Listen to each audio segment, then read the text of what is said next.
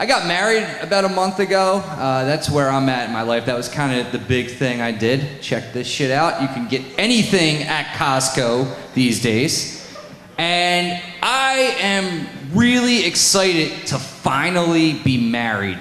I hated being engaged. That was the worst, you know, because before she became my wife, there was this period of time where she was my fiance.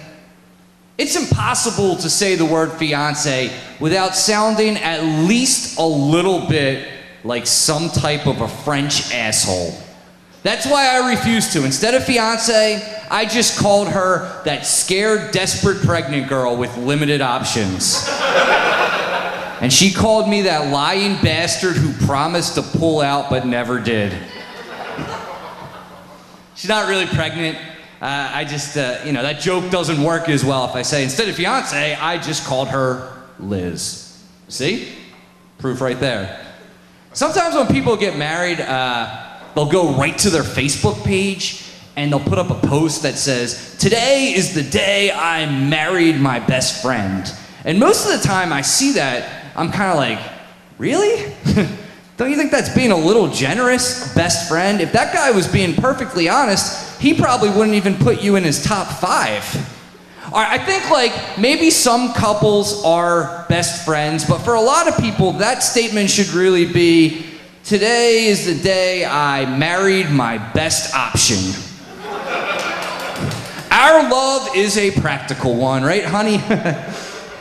No, I mean, look, I would never do that because here's the thing, I didn't marry my best friend. I know that, and here's the difference. One time, I punched my best friend right in the face. A half an hour later, we're laughing about it like it's the funniest thing ever. Now, even if I punched my wife in the kidney, there would be police and lawyers. I would lose custody of my little dog. That's not how you treat a best friend.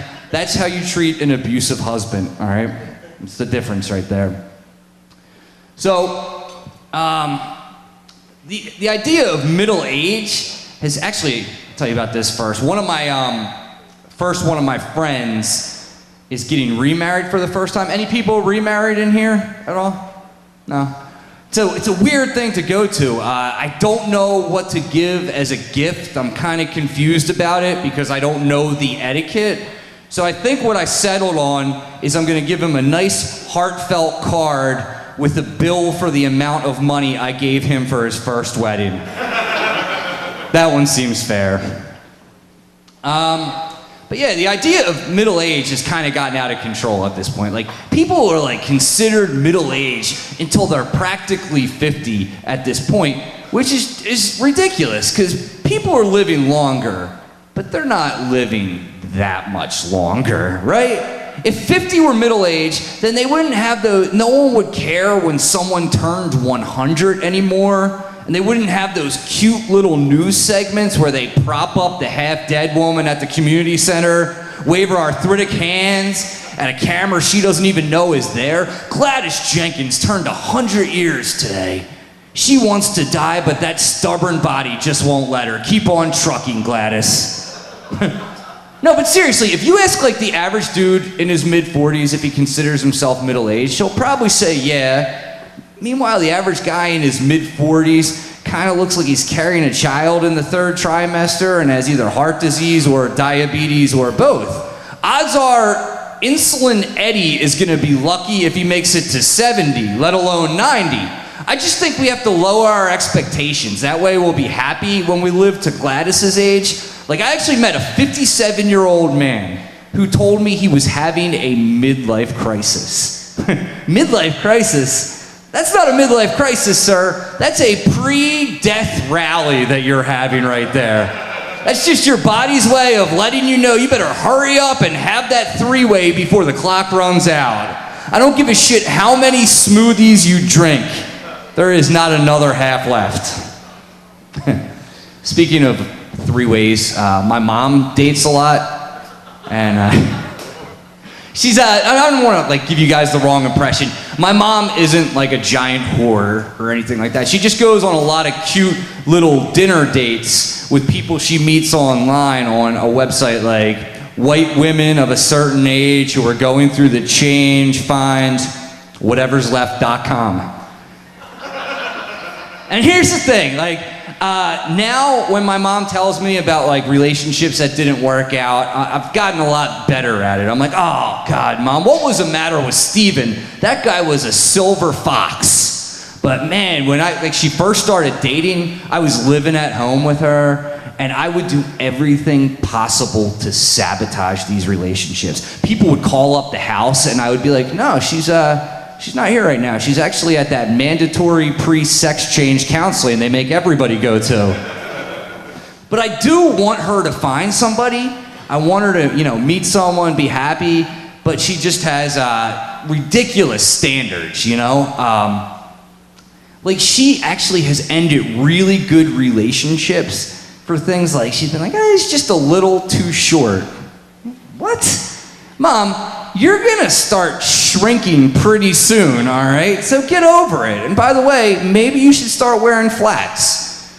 She has standards that would be ridiculous for like a hot 21-year-old Russian model. She wants a guy who's tall, dark, handsome, successful, with no baggage, who happens to be her same exact age.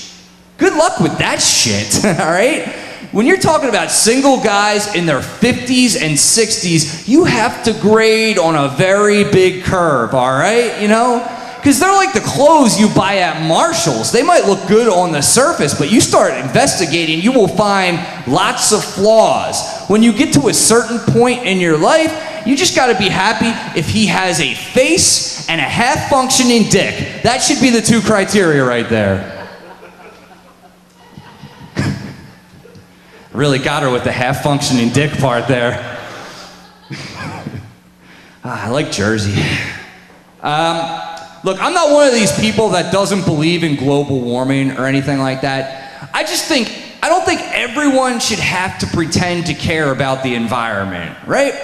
Case in point, I stayed at a hotel that cost me $39 a night. $39. All over this hotel room, there's tips on how you can make your stay greener and more energy efficient. If you're staying at a hotel that costs as much as an oil change, chances are the environment isn't your top priority at the moment. Let's be honest, if that hotel costs less than $50 a night, you need tips like 6 critical steps to take when your hooker stops breathing. Or how to shove a balloon of heroin up your ass before the feds break down the door. Not as hard as it sounds, sir. You practice for 5 minutes every day, and then bam, game time goes right up there. Hey guys, I'm Jared Bilski. Thank you very much.